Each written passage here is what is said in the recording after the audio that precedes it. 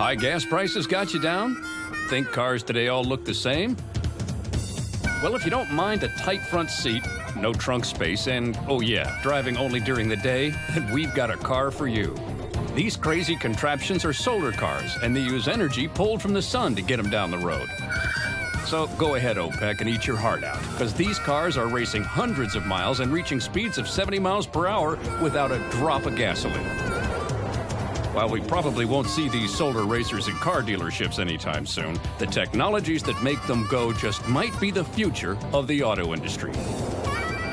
But these cutting-edge cars aren't the pet projects of engineers at Ford or GM. They're designed and built by some really smart college kids who love nothing better than getting together to have a little fun and see whose car is the fastest under the sun.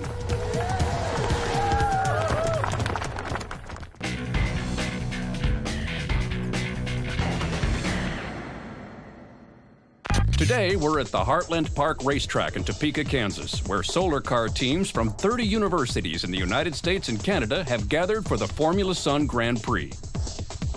This closed track race is one of two chances the teams have to qualify for the granddaddy of solar racing, the American Solar Challenge, a 2,500-mile race on the open road from Austin, Texas to Calgary, Alberta.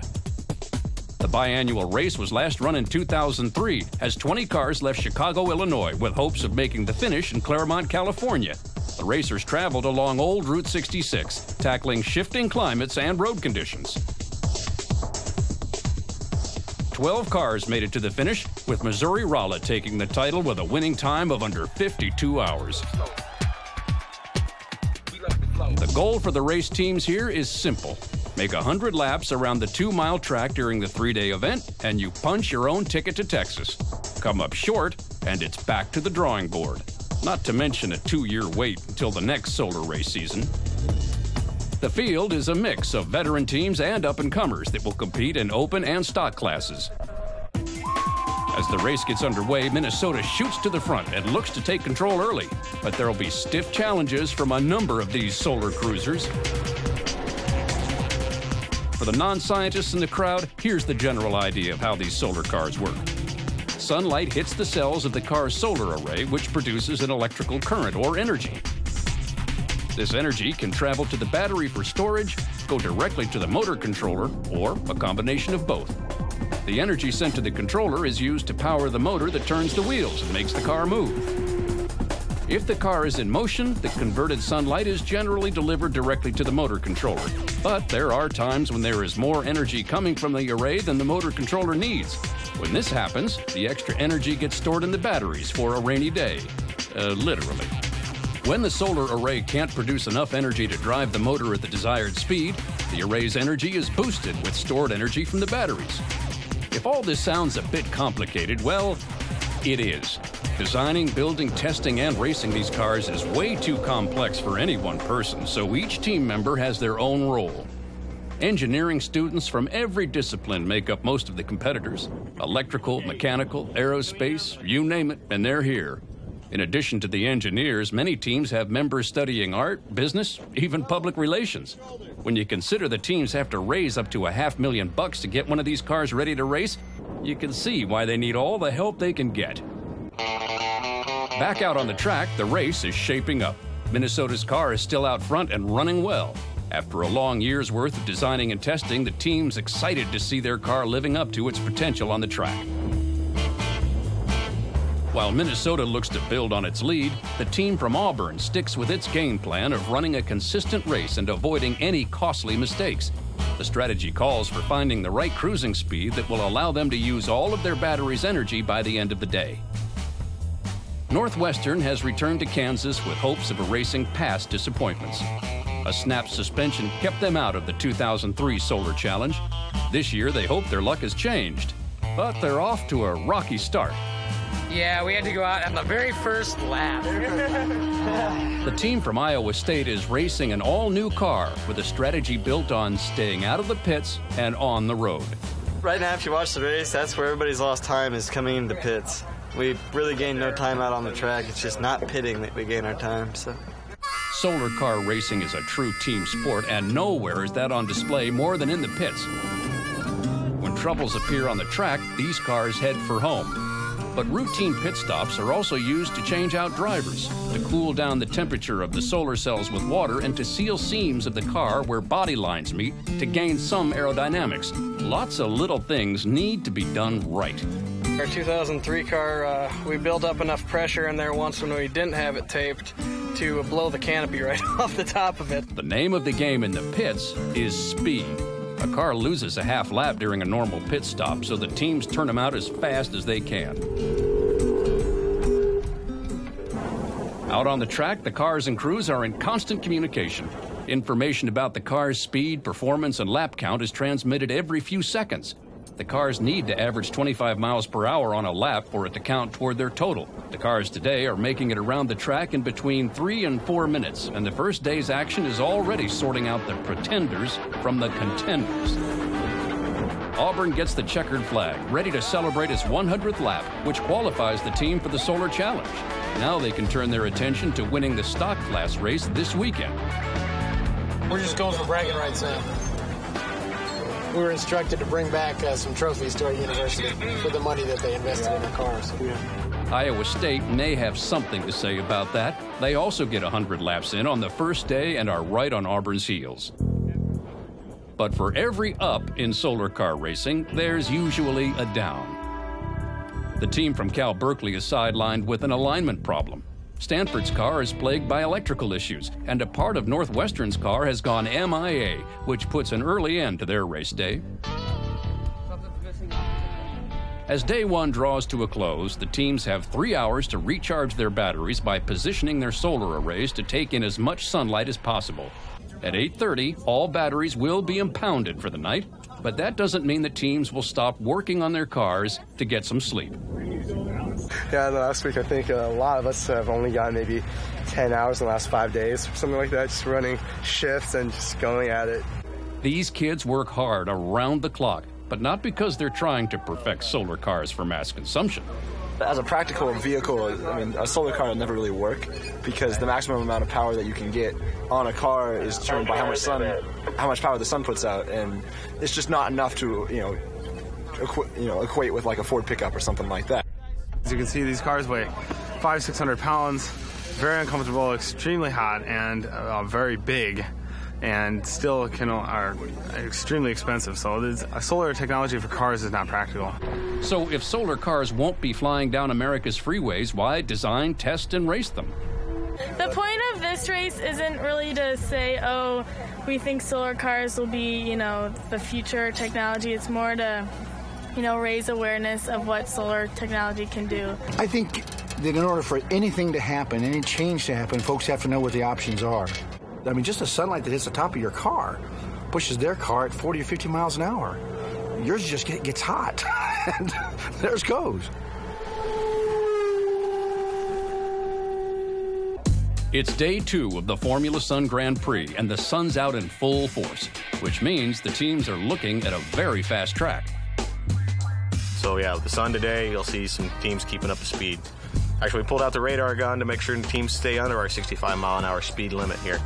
The sun's rays are welcomed by everyone except maybe the drivers, who will spend the next several hours in a hot, small space that offers little in the way of movement or comfort. None of these cars are very comfortable. We have a very stiff suspension. I could jump up and down on this, and it's not really going to move too much. I think we don't have any padding in the car, so you got kind of sore from bouncing up and down. Legs get tired. I had about 3.5 hours in there. That's about all I could take. I was cramping up and had all kinds of problems. But now we've got some little people in there, and they're just fine with it, Drivers are team members who want the challenge, have a good feel for the car and how it performs, and can take instructions from observers in the pits. Cars have monitors for drivers' rear-view vision, which is checked at the track by race officials. A communication system connects driver with crew. It's safe to say that the kids who built these cars weren't sleeping through too many classes. The racing here, and for those that go on to the Open Road American Solar Challenge, is a reward for all the long days and late nights of work needed to get these cars in race condition. That effort is paying off today as the teams tear up the sun-soaked track. Minnesota holds a 17-lap lead on second-place Iowa State, but the front runners are taking nothing for granted. You always have to stay nervous. It's easy to get off track, easy to get too relaxed with the race, and not necessarily stay nervous, but stay ready. After Auburn ended day one with a 4-lap lead in the stock class, Iowa State has roared back to lead by 5. Northwestern and Cal Berkeley are running strong, as is the University of Missouri-Rolla, who completes their qualifying lap.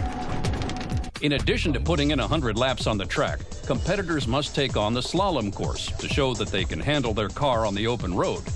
Iowa State takes a shot at cracking the 11-second time limit.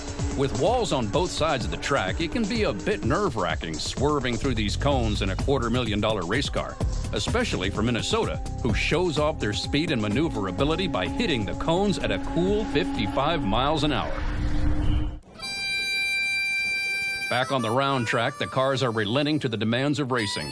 Cal Berkeley is in the pits trying to figure out why one turn signal is dimmer than the other, while the team from the University of Waterloo works on a turn signal that's not responding at all. Michigan's been living in the pits with a number of problems, which explains why they've only covered 16 laps in 2 days. And Northwestern gets word that their car's disabled out on the track.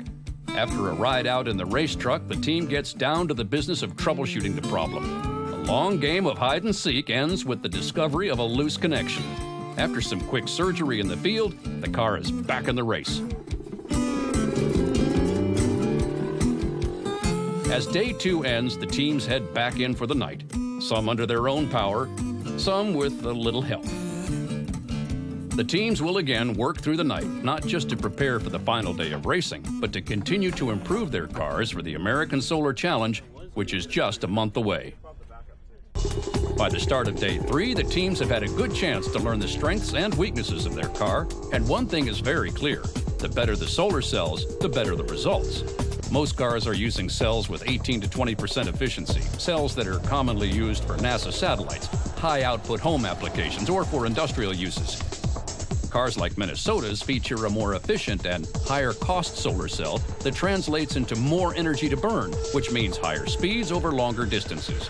But no matter how high the technology, it's still hard to believe these racers run on sunlight alone.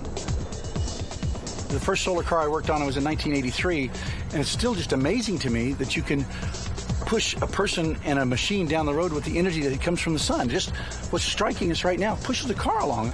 Yeah, I know the photo, they make electricity and it goes through the cell, blah, blah, blah, all that stuff. But it's magic, too. Just the idea that you're getting it for nothing. Zoom down the road. That's cool. The sun may provide the energy, but this is still racing, and driver skills and competitive spirit do make a difference. The fight for positioning on the track can get pretty intense, though you won't see any rubbing in this race. It is definitely no stopping pain in this competition. Our project is about $400,000. I don't want to hit anybody, and I don't want anybody to hit us, definitely. There might not be any paint swapping, but there's been some passing close enough to heat up some teams' solar cells. It seems a couple of close calls between Minnesota's car and a few of the other teams have caught the attention of race officials. You guys are not staying to the right until it's a safe time to go back to the left. Instead, you don't want to hit the brakes because you're in a turn. Instead, you would rather cut through that turn as if there was nobody else there, regardless of whether or not you truly are in a safe distance ahead of the other car to go there. Despite the flap, Minnesota will drive over 850 miles in 3 days of racing to take the open class title. With a strong showing on day 3, Iowa State pulls away from Auburn to win the stock class. After a slow start, Missouri-Rolla will roll on, as will Cal Berkeley and Northwestern. And Michigan survived a tough start to qualify with just 3 laps to spare. While the teams celebrate the performance of their cars, the real victories in the experience and knowledge they take from their days of solar car racing. You get into the design process and you think something's going to work and it doesn't, and you're just, back to the drawing board. So it takes a lot of patience, but it's one of the best learning experiences that I've ever had. We're supposed to be in class this week, and the professors are all about getting us out here, having some fun learning to apply some of the stuff they're teaching us, which I think is something that might be missing in a lot of colleges right now. Those guys are going to turn around here and graduate here in a couple of years, and they're going to go out and design something that you and I are going to drive or eat out of or cook with, and they'll take the lessons they learned here and make whatever we're using better, faster, smarter. So whether or not the cars of tomorrow are powered by the sun, the future is bright for these solar racers.